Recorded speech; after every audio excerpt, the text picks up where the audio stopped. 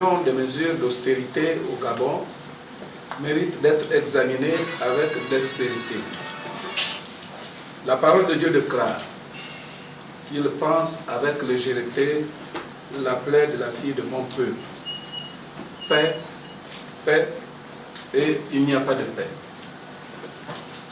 Nous savons que depuis 2016, nous ne cessons d'attirer l'attention de ceux qui gouvernent sur la nécessité d'écouter la voix de Dieu.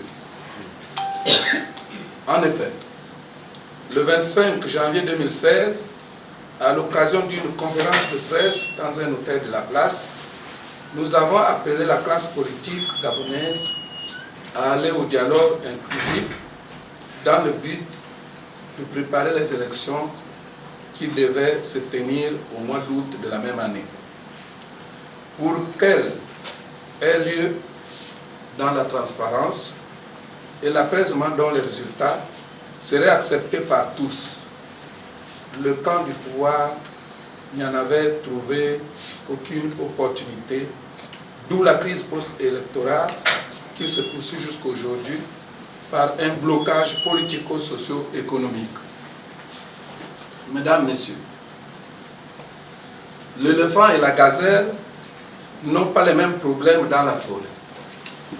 Le Gabon, qui occupe le second rang des pays plus riches d'Afrique, avec seulement 1 800 000 habitants, dont 556 425 à Libreville, ne pourrait se comparer aux pays suivants. Le Nigeria, par exemple, qui a 186 987 000 habitants, avec 21 millions à Lagos. L'Éthiopie a 101 850 000 habitants, avec 3 40 740 habitants à Addis Abeba. La RDC à côté de nous, avec 81 331 050 habitants, dont 12 754 059 à Kinshasa. Si nous faisons ce rapport, c'est pour vous démontrer, mes bien-aimés, combien de fois le Gabon, en termes de la taille de population, est si minime à comparer à la population d'Abidjan, par exemple, qui a 5 millions d'habitants. Donc, toute la population gabonaise est pareille à la population, à celle de la commune de Yopougon. C'est-à-dire, c'est comme si on prenait toutes les richesses du Gabon, le pétrole, l'or, l'uranium, le manganèse, tout ce que vous savez qui se trouve au Gabon, et qu'on donnerait au maire de la commune de Yopougon pour qu'il entretienne les citoyens de cette commune. Est-ce que vous vous représentez que toute la richesse, toutes les richesses que nous avons ne pouvaient pas normalement, pendant que Dakar, par exemple, qui est aujourd'hui classée 3e belle capitale d'Afrique, avec 1 56 009 habitants, est meilleure, est plus belle, est plus reposante que Libreville, qui n'a que, qui occupe maintenant, qui occupe ici, c'est dit, le 44e rang des pays, des capitales, j'allais dire, modernes. Dakar, avec peu de moyens, peu de ressources, est plus meilleur en termes de développement que Libreville. Dakar 3e, Libreville, qui est si riche, 44e rang. Nous parler des mesures d'austérité aujourd'hui est une façon de faire rêver les Gabonais à l'instar de l'émergence promise depuis 2009, dont aucune prémisse n'est perceptible. alors que toutes les analyses des économistes dans la presse démontrent une malgouvernance malgré la montée entre 2013 et 2014 du coût du baril de pétrole qui environnait les 125 $ et qui se situerait présentement à 85 $ le baril. Mesdames, Messieurs, l'Association des Églises dénommée 12-12-2015 s'est joint à la plateforme nationale de la société civile pour dire non, non aux mesures d'austérité. Elle soutient fermement et avec la plus dernière énergie la dynamique unitaire dans sa lutte pour l'abolition de la loi qui les prescrit. Elle condamne également la violation de la Constitution en son article 88 que réclame la dynamique unitaire en attente de la décision faisant suite à sa plainte. L'Association des Églises 12-12-2015 et la plateforme nationale de la société civile gabonaise rappellent à la communauté internationale le refus du Gabon de l'application des conventions qui régissent ses relations avec elle, notamment la convention de Cotonou en son article 92, dans le règlement de la crise post-électorale et dans la poursuite du dialogue intensifié avec l'Union européenne. Elles, donc les églises de la plateforme nationale de la société civile, s'opposent à l'alourdissement de l'endettement du Gabon par d'autres crédits au risque d'hypothéquer l'avenir de nos enfants.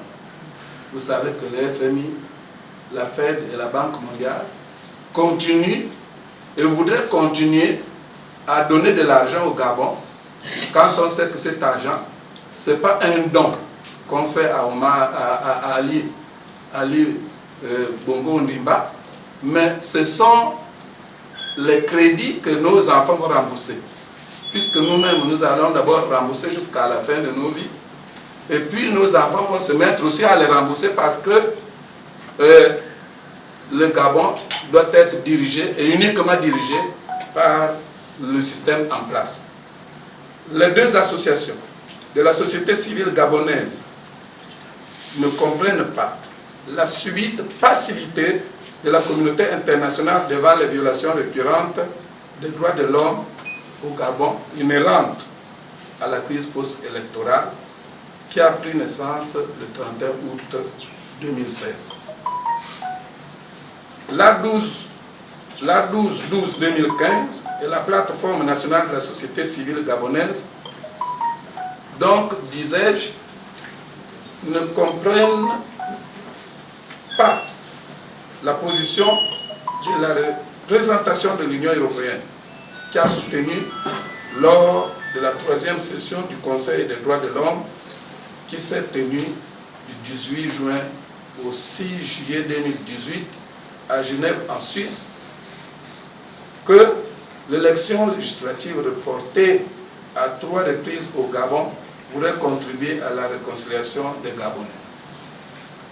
Cette réconciliation, que le dialogue d'Angondjé et les différents gouvernements qui se sont succédés jusqu'à présent n'ont pas pu réaliser, passe, je reprends, passe, et je répète bien, passe nécessairement par la justice et le respect de la souveraineté du peuple gabonais bafoué par des pratiques dictatoriales des gouvernants. Mesdames, Messieurs, et chers chrétiens, puisque là il s'agit de l'Église, la Bible dit que si l'on fait grâce aux méchants, il n'apprend pas la justice. Il se livre au mal dans le pays de la droiture et il n'a point égard à la majesté de Dieu, qui est notre Dieu. Les chrétiens que nous sommes, nous n'avons pas de partage avec les méchants. Nous appelons méchants ceux qui détournent les deniers publics, ceux qui volent, violent, tuent, arrêtent, séquestrent, escroquent, kidnappent, emprisonnent, vivent dans le mensonge et forcent le peuple aux pratiques sataniques. Ceux-là, tous ceux-là, si vous les connaissez, ce sont nos ennemis. Ce sont les ennemis du Dieu que nous prions. Il ne suffit pas de prier seulement, mais de se lever aussi pour défendre, comme la dynamique unitaire le fait, les intérêts du peuple sur lequel Dieu nous a établis sentinelles. Car le coût du gaz, du pétrole, du carburant, du transport, saucissonné par les taximens. Quand vous demandez, vous êtes à lui, vous voulez aller à Montboué, vous payez 5 fois le taxi. Il ne peut pas vous prendre directement de lui à Montboué. Donc, vous avez les trajets qui sont saucissonnés pour juste vous prendre plus. De l'électricité, le coût de l'électricité et d'autres produits de première nécessité a été augmenté pour tous les consommateurs et non pour les seuls fonctionnaires adhérents à dynamique unitaire. C'est nous tous, citadins comme ruraux, tous ceux qui vivent au Gabon. Je pense que ce matin, certains parmi nous ici ont dû acheter une bouteille de gaz. Je pense que ce matin, certains parmi nous ici ont dû acheter l'unité EDAN pour l'électricité. Donc, il n'est plus question aujourd'hui de dire que ça c'est l'affaire des fonctionnaires. Oui, ça c'est l'affaire des travailleurs. Non, nous tous, nous subissons. Ces mesures d'austérité n'incombent pas seulement aux seuls fonctionnaires.